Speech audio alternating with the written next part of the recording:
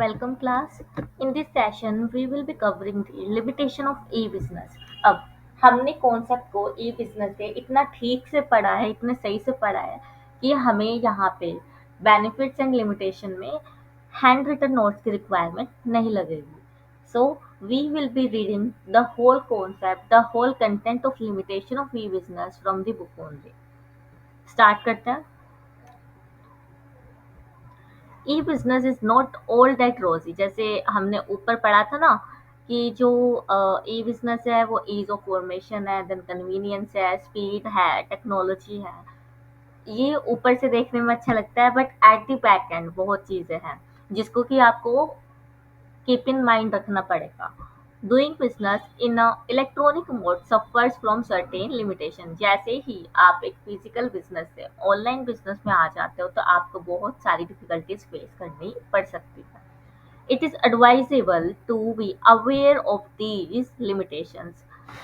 अगर आप ई business start कर रहे हैं तो एडवाइजेबल यही है कि आपको लिमिटेशंस के बारे में भी पता हो. मतलब one coin has two sides. One is positive and another is negative. So you should have gone through negative sides also.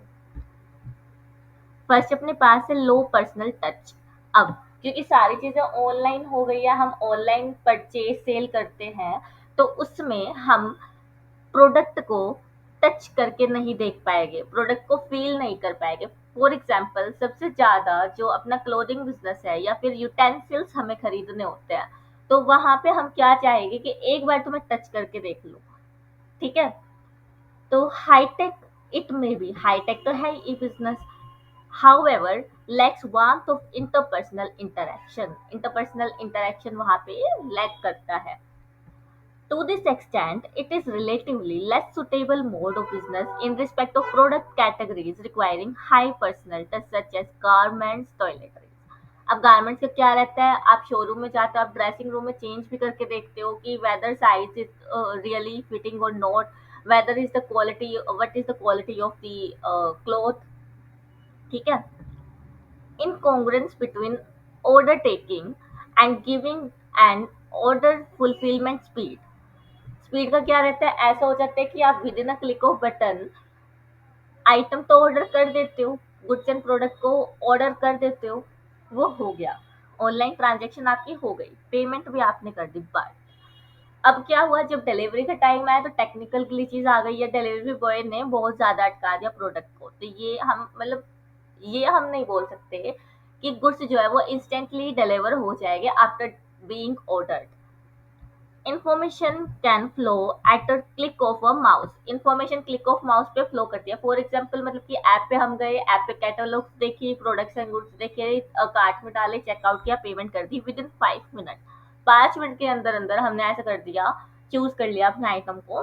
Then उसके बाद अब पेमेंट कर गई, सब कुछ हो गया. अब जब डिस्पैच की बारी आई तो वे क्या कर रहे हैं, जो सप्लायर है वो अपने गुड्स को सही टाइम पे नहीं पहुंचा रहा है.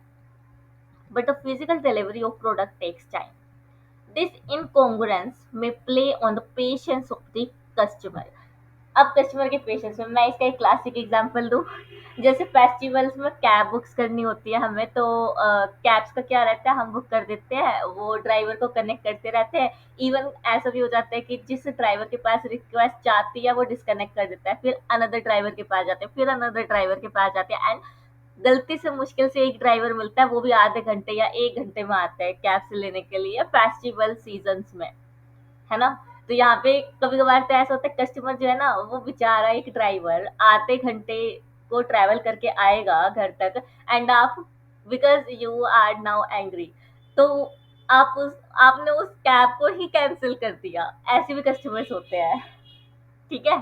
At times due to technical reason website take usually long time to open. अब बहुत सारी साइट्स ऐसे होते हैं कि टेक्निकल ग्लिचेस या उन पे नंबर ऑफ यूजर एक ही बार में इतने सारे कूद पड़ते हैं कि वो साइट ही नहीं खुलती है. दिस में further frustrate the user. Need for technology capabilities and competence of the party. अब क्या होता है कि आपको ई बिजनेस में आने के लिए टेक्नोलॉजी आनी चाहिए, टैक्स हैवी आपको होना चाहिए, टैक्स से भी आपको होना चाहिए. ठीक है. TECSAVY, टैक्स से भी आपको होना चाहिए. आप में एबिलिटी होनी चाहिए कि आप ई बिजनेस को ट्रांजेक्ट कर पाओ, इन द सेंस कि आपको इंटरनेट की, वेबसाइट की, लैपटॉप ऑपरेट करने की नॉलेज हो। Parties to e business apart from traditional 3 hours. Traditional 3 hours क्या होते थे? Reading, writing and arithmetics. मतलब कि आप पहले प्रोडक्ट का कैटलॉग देखते थे, उसको पढ़ते थे, उसको ऑर्डर करते थे, हो गया। फिर आप इनवॉइस पे उसको चढ़ाते थे, इनवॉइस पे चढ़ाते हुए आपको कैलकुलेट करना पड़ता था कि इतना मेरा प्रोडक्ट का अमाउंट है, इतना मुझे जीएसटी लेना है, ऐड हो गया, एंड देन आपने फाइनल अमाउंट कस्टमर को बता दिया। ठीक है। E-business requires a fairly high degree of familiarity of the party with the world of the computer। अब जो पार्टीज है, सप्लायर है और बायर है। सप्लायर को भी लैपटॉप और मोबाइल की नॉलेज होनी चाहिए चलाने की, एंड बायर को भी होनी चाहिए। सप्लायर को क्यों चाहिए? क्योंकि उसको ऑर्डर्स देखने हैं। और कस्टमर को क्यों चाहिए? क्योंकि उसको ऑर्डर देना है। And this requirement is responsible for what is known as digital divide. Digital divide ऐसा हो सकता है कि मेरे को प्रोडक्ट ना एक पर्टिकुलर सप्लायर से बहुत अच्छा मिल रहा है, बहुत अच्छा मिलेगा मुझे, बट उसकी फिजिकल प्रेजेंस नहीं है। एंड मैं ठहरी अनपढ़, मतलब अनपढ़ तो नहीं कहूंगी, बट मुझे टेक्नोलॉजी की इतनी नॉलेज नहीं है, मुझे ऑर्डर तक नहीं देना आता। मैं यूट्यूब से देख भी लूँ ना कि हाउ टू प्लेस ऑर्डर, मेरे को वो भी नहीं आएगा। ठीक है, मैं ऐसी इंसान हूँ। तो बायर क्या होगा? अब उसको प्रोडक्ट तो चाहिए बट उसको कुछ ऑर्डर करना ही नहीं आता, तो वो कैसे करेगा? This is the digital divide. That is the division of society on the basis of a familiarity and non familiarity with the digital technology। मतलब कि अपने पास ऐसी भी पब्लिक है जिसको पूरा ज्ञान है लैपटॉप का, साइट्स का, किस तरीके से एप्स को चलाया जाता है, ऑर्डर प्लेस किया जाता है। ठीक है। और एक जनता अपने पास ऐसी भी है जिसको कि कोई भी ज्ञान नहीं है इस सब का। ठीक है। देन उसके बाद है increased risk due to anonymity and non traceability। anonymity मतलब कि गुप्त, गुप्त इन द सेंस कि you are invisible like mister India. ठीक है। अब थोड़ा सा मुझे ऐसे मैं बता नहीं पाऊंगी हिंदी में और क्या क्या, मैंने दूंगा सेंटेंस के थ्रू बता दे, समझ आ जाएगा। ठीक है। Internet transaction occurs between cyber personality. Cyber personality मतलब कि ऑनलाइन, आप ना तो आप जानते हो सप्लायर को, ना सप्लायर बायर को जानता है, उसको बस आपकी नाम, नंबर, ईमेल आईडी पता है और कुछ नहीं पता। As such, it becomes difficult to establish the identity of the party. Moreover, one does not know even the location from where the party may be operating। अब ऐसा भी हो सकता है कि आपको स्टेट तो पता है कहाँ से सप्लायर है, बट ये नहीं पता कि वो एग्जैक्टली है कहाँ। It is riskier, therefore transacting through internet. E-business is riskier also in the sense of there are additional hazard of the impersonation। impersonation मतलब कि नाम किसी और का है बट ट्रांजेक्शन किसी और के थ्रू हो रही है। मतलब कि मैं इसका एक बढ़िया सा एग्जांपल देती हूँ कि जो ऑनलाइन ट्रांजेक्शन होती है, फेक वेबसाइट भी होती है। फेक वेबसाइट पे आप ऑर्डर प्लेस करते हो, पेमेंट भी कर देते हो, अगले दिन आपको पता चलता है आपने ओटीपी डाला था, अकाउंट नील बटे सन्नाटा हो गया, अकाउंट में आपके पैसे कुछ भी नहीं रहा, चिड़िया ने चवन्नी भी नहीं छोड़ी। ठीक है। तो ऐसा भी होता है इनपर्सोनेशन, मतलब कि आपको दिखाया कुछ और गया था, आप देख कुछ और रहे हो, पीछे कुछ है। ठीक है। And leakage of confidential information such as credit card details, यही मैंने बताया लीकेज।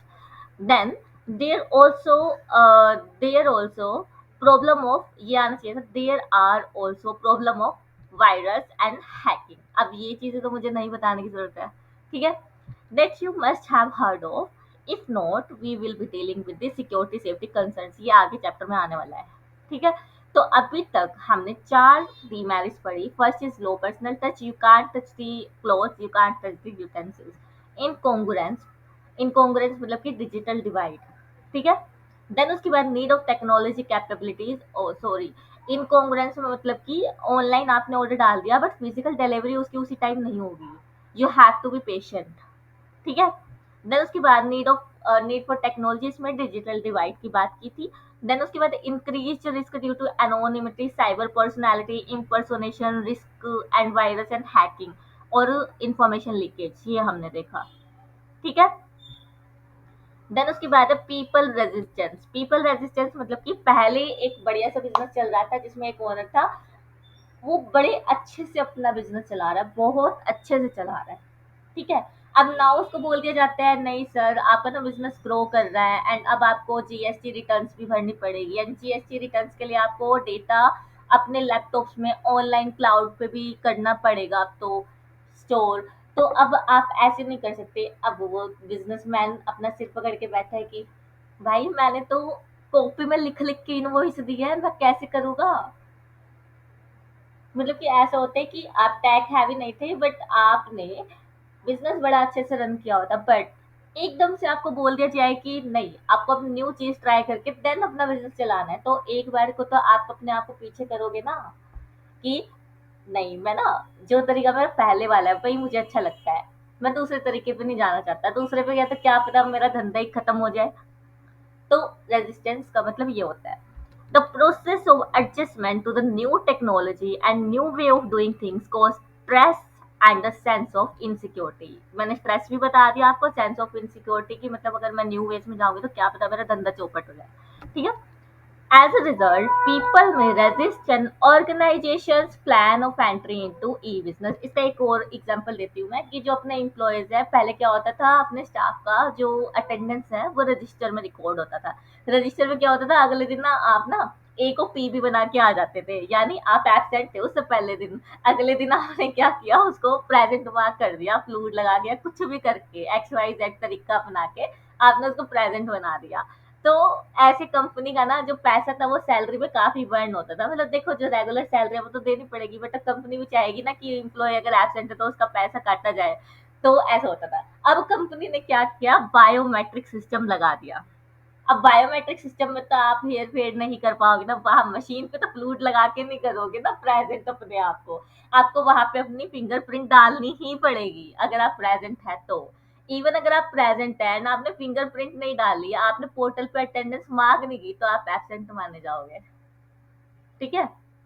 देन उसके बाद है ethical fall outs. Ethical fall outs का मतलब क्या होता है, अब मेरी सारी ही इंफॉर्मेशन, देखो सबसे पहले फर्स्ट स्टेप पे चलते हैं। मैंने कंपनी ज्वाइन की, उस कंपनी की पॉलिसी थी कि आपको वो डिवाइस यानी लैपटॉप अपने आप ही देगी, आपको उस लैपटॉप पे अपना काम करना है, आपको एक यूनिक एम्प्लॉय आईडी दी जाएगी, आपका जो भी रोल होगा, जैसे मेरा कॉर्पोरेट फाइनेंशियल रिपोर्टिंग टीम में था, आपको उस टीम में बिठाया जाएगा एंड सिर्फ और सिर्फ आपको उसी टीम से रिलेटेड एक्सेस दी जाएगी। अब मेरे ऊपर एक सीनियर है, उनके ऊपर एक सीनियर है, उनके ऊपर एक सीनियर है, ऐसे हायरार्की चलती थी। I am C A industrial trainee, then we have मेरे ऊपर एसोसिएट, एसोसिएट के ऊपर फिर से मैनेजर, मैनेजर के ऊपर फिर डीजीएम, डीजीएम के ऊपर सीनियर मैनेजर, ऐसे हायरार्की चलती थी, फ्लो चार्ट ऑफ ऑर्गेनाइजेशन चलता था। तो यहाँ पे क्या हुआ, मेरे साथ एक और पैरेलल, मतलब ये हाइपोथेटिकल एग्जांपल रहेगा, ठीक है, ऐसा रियल में कुछ नहीं है। तो ऐसे मेरे साथ साइड में एक और इंडस्ट्रियल ट्रेनी रहती थी। तो हम क्या करते थे ना, हम ना उसी कंपनी के लैपटॉप पे टीम्स ऐप पे चैट करते थे और अपने मैनेजर्स की बुराई कर देते थे। ठीक है। तो अब एक दिन क्या हुआ कि वो वाली चैट्स थी मेरी और अनदर इंडस्ट्रियल ट्रेनी की, तो वो मेरे मैनेजर ने पता नहीं कैसे एक्सेस कर ली, वो सुपरविजन रखते थे कि हम क्या एक्टिविटीज करते हैं। तो अब उन्होंने बुराई देख ली एंड अगले दिन उन्होंने बोला अंजलि यू आर फायर्ड। तो मतलब आपका जो पर्सनल डेटा है, पर्सनल चैट्स है, उसको भी वो कंपनी के लैपटॉप में देख सकते हैं। That is the ethical fall out. ऐसा कुछ भी नहीं है, मैं सही एम्प्लॉय थी, मैंने अच्छे से काम करके दिया है, बस मैंने तुम्हें समझाने के लिए और थोड़ा इसको फनी वे में बताने के लिए समझाया। ठीक है। Ethical fall outs, ethical fall outs में क्या होगा, nowadays company uses an electronic eye, electronic eye रखती है to keep track of the computer files you use, your email accounts, the website you visit, etc. Is it ethical? मतलब ठीक है, आपको security purpose से चीजें देखनी चाहिए, बट आप चैट को कैसे देख पा रहे हो? Why you have access of that particular app? Team से कैप चलता था, ठीक है। Despite limitation, e-commerce is the way technically and professionally qualified personnel needed high due to the distance and anonymity of the party। Limitation होने के बावजूद भी हम ई बिजनेस में टेक्निकल इक्विपमेंट्स का, उनका वे टू प्रोसेस सारा कुछ हमें आना चाहिए, क्योंकि हमें अपना जो ई बिजनेस है वो दूर रिमोट एरियाज में भी करना है। तो ये क्या हो गई अपनी लिमिटेशंस। फर्स्ट लिमिटेशन हमने देखी थी लो पर्सनल टच, यहाँ पे मैंने एग्जांपल दिया क्लोथिंग का, ठीक है, और यूटेंसिल्स का। देन उसके बाद हमने इनकॉन्ग्रुएंस में देखा था gap between order and actual physical delivery, ये हमने देखा। Then in need for technology में हमने देखा 3R। 3R का मतलब वही reading writing and arithmetic. And इसको इसके बाद हमने देखा डिजिटल डिवाइड। डिजिटल डिवाइड मतलब कि public which are tax savvy and public which are non tax savvy. Digital divide, ये कीवर्ड्स होने चाहिए तुम्हारे बुलेट पॉइंट्स में। देन उसके बाद increased risk due to anonymity, जहाँ पे हमने बहुत चीजें पढ़ी थी। साइबर पर्सनैलिटीज यहाँ पे होती है, यानी कि seller and buyer tax heavy है पर्सनैलिटी। यहाँ पे इम्पर्सोनेशन हो सकते हैं। इम्पर्सोनेशन मैंने बताया तुम्हें, दिखाया कुछ था कुछ, ठीक है। In impersonation, then we have leakage of confidential info, leakage of sensitive data, then we have risk of virus। 3 Idiots में था ना, रैंच जो अपने प्रोफेसर को वायरस बोलता था, जो प्रिंसिपल थे। रिस्क ऑफ वायरस एंड, जब उनकी बेटी का ऑपरेशन करना होता है तो वो बोलते हैं कि वायरस को लेके आओ, वायरस को लेके आओ, तो उसका फ्रेंड प्रिंसिपल को उठा के लेके आ जाता है। Risk of virus and hacking.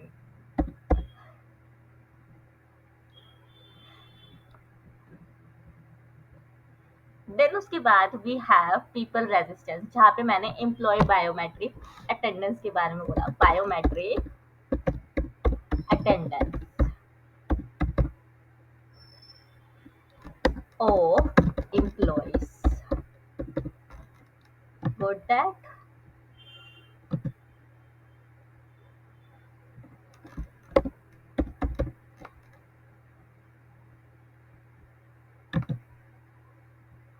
Then आखिरी हमने पढ़ा था एथिकल फैल आउट्स, यानी कि टीम्स ऐप की चैट।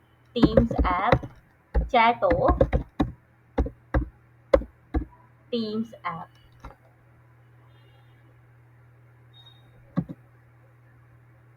ये हमने देखा।